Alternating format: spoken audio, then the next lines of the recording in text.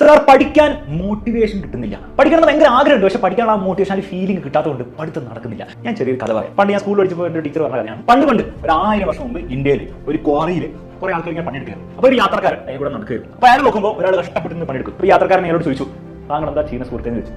അപ്പോൾ അയാൾ ഭയങ്കര ദേഷ്യപ്പെട്ട് ഇറിറ്റേറ്റായി പറഞ്ഞു, എനിക്ക് കണ്ടൂടെ, ഞാൻ ഈ കല്ല് ഇങ്ങനെ കട്ടാക്കിയിട്ട് ഇങ്ങനെ ഷേപ്പ് ആക്കിക്കൊണ്ടിരിക്കുകയാണ്, എന്റെ പുറം മെനെടുക്കുന്നത് ഭയങ്കര വെയിലുമാണ്, ഈ പൊട്ട കല്ലാണെങ്കിലും മരയെങ്കിൽ മുറിക്കാനും പറ്റുന്നില്ല, ആകെ ഞാനിതൊക്കെ ചെയ്യുന്നത് തൽക്കാലം ഇരിക്കുന്നതാണെന്ന് ഭക്ഷണം കഴിക്കാൻ വേണ്ടി കുറച്ച് പൈസ കിട്ടണം, അത് മാത്രമേ എന്റെ വിഷയമുള്ളൂ എന്ന് കാര്യം പറഞ്ഞു. അപ്പോൾ ആ യാത്രക്കാരൻ ഓക്കെ കാര്യം മനസ്സിലായി, ഒരു കാര്യം മനസ്സിലായി, ഇയാൾ ജസ്റ്റ് ഇന്നത്തെ കാര്യം നടത്താൻ വേണ്ടിയിട്ട് പണി ചെയ്യുന്ന ഒരാളാണ്. ഓക്കെ നല്ലായി.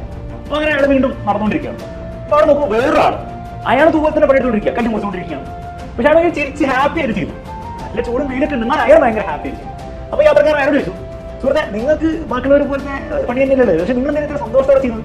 അപ്പോൾ അയാൾ പറഞ്ഞു, ഇത് ഭയങ്കര ബുദ്ധിമുട്ടുള്ള പണിയാണ്, എന്റെയും പുറം എടുക്കുന്നുണ്ട്, എനിക്ക് ഭയങ്കര വയ്യാതാവുന്നുണ്ട്, പക്ഷേ ഞാൻ ഈ ഓരോ കല്ലും എന്റെ ചെറിയ കോൺട്രിബ്യൂഷൻ പോലും നാളെ ഇവിടെ വലിയ ഒരു അമ്പലം പണിത് വരുമ്പോൾ ആ അമ്പലമായി മാറും. ആ അമ്പലം കാണാൻ വേണ്ടിയിട്ട് ആയിരക്കണക്കിന് ആൾക്കാർ ലോകത്തെ ഓരോ സ്ഥലങ്ങളിൽ നിന്ന് വരികയും അങ്ങനെ അവർക്കൊക്കെ ഭയങ്കര ശാന്തിയും സമാധാനവും കിട്ടുകയും. അപ്പൊ ആ ഒരു വിഷൻ മനസ്സിൽ കണ്ടിട്ടാണ് ഞാൻ ഈ ഒരു പണി ചെയ്യുന്നത്. ഇതൊന്നും നിങ്ങൾ എന്താ മനസ്സിലാക്കേണ്ടത്? എടോ, നിങ്ങൾ ഇത്ര ആലോചിക്കുന്നത്, നിങ്ങൾക്ക് നിങ്ങളുടെ അമ്പലം കണ്ടെത്താൻ പറ്റുന്നത് എന്താ അമ്പലം എന്ന് പറഞ്ഞു കഴിഞ്ഞാൽ, എടോ നിങ്ങൾക്ക് എന്തെങ്കിലും ഒരു പേർപ്പസ് ഉണ്ടാവണം. എന്തിനാണ് നിങ്ങൾ പഠിക്കുന്നത്?